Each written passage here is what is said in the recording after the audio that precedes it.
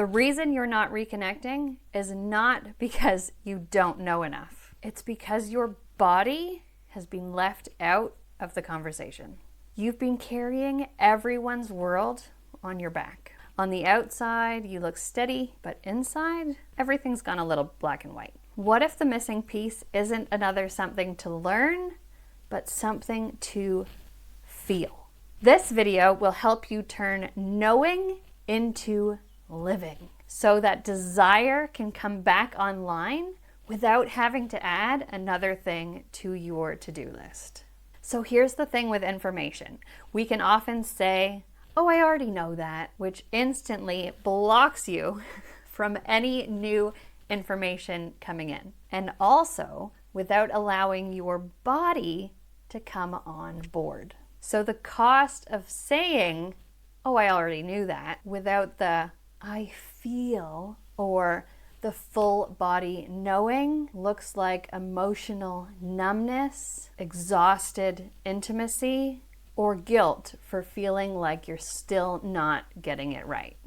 So let's look at why all the information you've collected just hasn't been sticking. So you can finally stop blaming yourself and start feeling again. The real reason the content slides off you like water in a pan is because your body hasn't been included in the conversation. When you're stuck in logistics mode, people pleasing, problem solving, doing all the things, you're absorbing everything in your mind, but not in your body. And that's where the disconnect really is. New ideas can't land because your creativity, your connection to joy and pleasure isn't in the room. Talking makes the mind make sense, but shame, it lives in your body.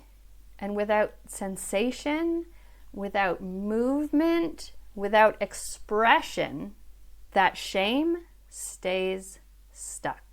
More courses, more content, more aha moments without embodiment equals rising self-doubt, more guilt, and wondering why you haven't seen results yet. And in your relationship, it can look like intimacy that feels like a chore rather than once you see that the body is actually a gateway, embodiment stops being a buzzword and becomes something tangible, something you can actually see and feel.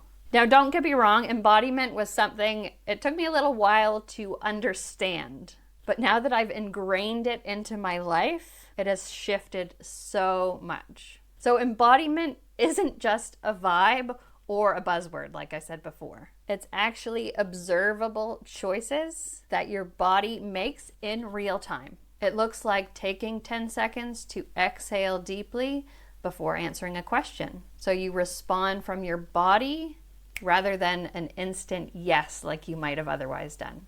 It looks like setting a tiny boundary, like I can help with that after dinner.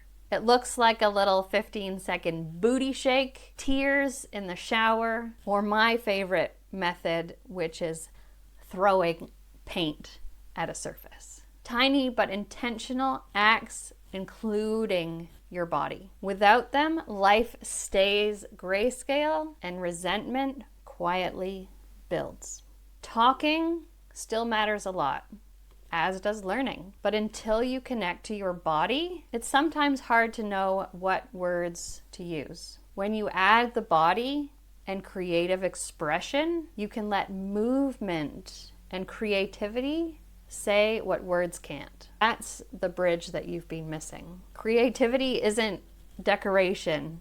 It isn't a nice to have. It's actually the medicine. It's the bridge between logic and feeling. It alchemizes shame into expression, and ultimately it brings the color back to your life. Creative expression bypasses logic, reawakens desire, and gives your body a voice. So how can you bring creativity back to your everyday life? Well, you can hum along to your favorite song. Take some time to scribble with your non-dominant hand. Draw lines to the rhythm of your breath. Free write or brain dump on one messy page. Collage your mood with scraps of paper and different colors. I spent years jumping from course to course to course, absorbing all the information I could find. But when I actually reconnected to myself and my creative expression, that's when the knowledge actually landed. That's when intimacy deepened, because just talking, just learning keeps you in a loop. You need to include your body. When you create, the story moves through you, not around you, which saves your time, your energy, and your tenderness, because intimacy feels completely different when it's a choice and not a chore. Here's a simple 3-minute loop that'll shift you from knowledge to embodiment. You can do it in the car before school pickup. Step 1 is to feel. Take 60 seconds. Place your hand on your body. Breathe all the way down to the base of your spine. Ask your body, what's one word for how I'm feeling right now? And just notice what comes up. Step 2 is express. Hum, scribble, shake, move your body, or just simply breathe into that feeling. Make it stronger just by focusing in on it a bit. Let it be messy, let it move, and let it be brief. And step 3, integrate.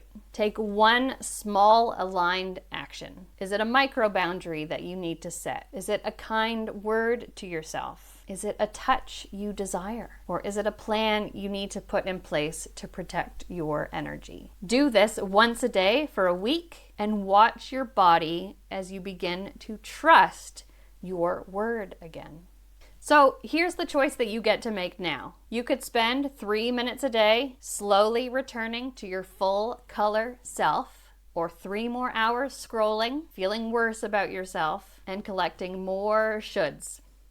More things that you think that you should be doing. Your body is waiting for your attention. It doesn't need more information. It just needs to be included. So you don't need another course. You just need your body, you need your voice, and you need your creativity in the room with you always. If you're ready to step out of ordinary and into extraordinary, grab my free Choose Desire Roadmap, the bridge from duty back into desire. It's free and it's in the description below. And if you missed last week's episode on change without chaos or without burning it all down, go back and watch that one. We'll see you there.